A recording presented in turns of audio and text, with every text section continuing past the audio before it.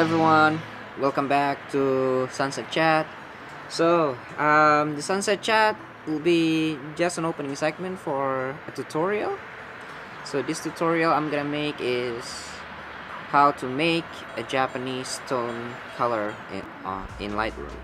A lot of people had asked me, how do I achieve that color tone in my picture on Instagram? And I'm not perfect. I'm still learning, but I'm gonna share some few tips and tutorial how I get that color. So most of my picture are inspired by Japanese photographers, and I really like their tones. And Japanese photography usually have like a bright pictures. So there's points that you need to cover in this topic. The first one is you need to get a good lighting.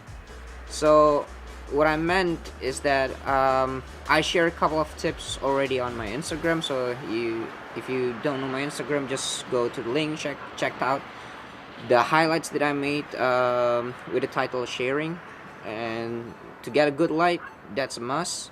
Second of all, you need to get girls. No, I mean like an Asian, just typical Asian, you know. If you can get a beautiful Asian model, that's gonna make your picture more beautiful. But no. And then thirdly is about the feeling that you're gonna put in your photos. So that's basically it. Like, just get a good lighting and don't worry about the model. But like, yeah, just get a good lighting pictures.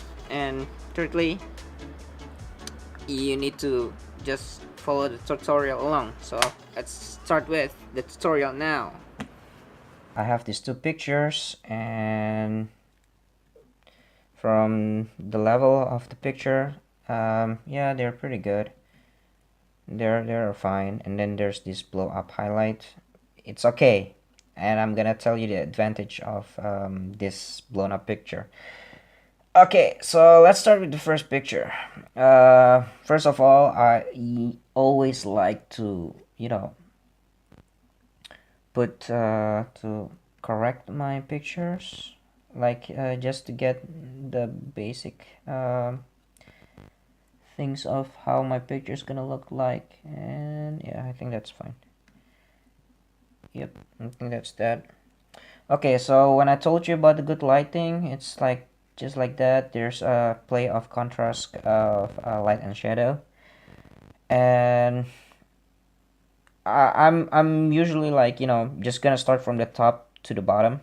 So this tutorial is not for beginners, but people who already understand how Lightroom usually works. So let's just start that. So I usually like to play with the color temperature since it's in the afternoon, and there's this golden rays of light, and I'm gonna, like, try to play a bit with the color of the light. But since it's in the room, so I'm gonna tend to go to the colder side, and we'll see how it goes later. And here's the magic thing about Japanese photography is the tint color. So what you want to do is get to the yellowish green color to your picture. See, there's already major changes in how that looks. And Japanese photography tends to like a really bright picture, so it's gonna range from -1, 0, and +1. If you want a dark one, just go to the range between -1, and then if you want an exposure, +1. And because it's already correctly bright picture, but I want it to be more brighter, so I'm just gonna put it there. So the level, it's not too overwhelmingly, but it's fine. And usually the contrast is low, so they wanted to have like this really soft vintage look, but I tend to like it more to a bit more contrast for my picture. So that's that. And sometime I'm gonna blow the highlight depending on the situation. And yeah, I think I'm gonna blow the highlight here. As long as it's not, yeah, okay. It's over. Is it? Yep. Because I don't want to see this detail over here. And it's not really that nice if you have this detail because there's this great light. So what you want to do is, just try to blow some light, but not to blow, not too overly blown, because you want the shadow to play along in your picture, right? So what you want to do is just get the shadow a bit more, just to get more detail on her face, and put the black bit tend to be a bit more darker, like around here. Yeah, see, so it's like the original picture but with more dynamic to it. That's what I like. Okay, so I don't, sometimes I play with the white, but in this case I don't play too much because it's already fine. And Japanese photography like to have the clarity a bit more down, toned down. So they don't really like too sharp of a picture because, it's gonna disturb the feeling of the photo, I guess. And low saturation around here. Never here, but around -10 to -8, like that. And I like it more because it's kind of cold, so I'm gonna up the vibrance a bit, just to get that really soft touch color. And then you want to put points on your tone curve. So the thing is, Japanese photography is more to the film side, right? So you want to crush that black, and like sometimes they don't have this really nice S curve. Sometimes they like to play with the mid tones a bit, so they tends to up it a bit, and depends on the situation. It's gonna be like that. Not too much because I do want this display of contrast on the picture from my picture, and I'm just gonna see how that goes. Yeah, I'm just gonna yeah, just lower it down a bit. Nope, I think that's fine where it is. Yep. So Japanese photography, like they're like film pictures. So they use mostly Fujifilm Portra 400 or Fujifilm Portra 160 to get that really nice touch tone from the faces of the model. And interestingly, what matter is the blue and the green hue that you want to play. So the blue, you want it to tend to go to the teal side, but no more than this point here. So you don't want to go beyond, let's say 25. You don't want that. You want it to be around here, around 13 and 15. So you still have the blue touch of the picture, but also like the teal of the sky. So you want it to mimic the typical blue of that Japanese photography. And the green, you want it to be more like, really fake green. And to achieve that, you just want to be not too much to the aqua side, but to more like really greenish. But the play is you want it to desaturate the green really well. So around here. Not to desaturate it wholly, but like, desaturate it around, depends on the picture. Do you want it more green? Do you want it less green? So that's depend. And the blue is sometimes like you desaturate it, you up it up a bit. It depends on the picture. So for this particular picture, I like it more blue to my picture, right? and the aqua needs to go to the blue side. For me, that's for my taste in this picture, to show you that I quite like it, like when the yellow is to get to the green side, and the orange to get it more orangey to the red side, and the red to the orange side. So this is like my preferred color.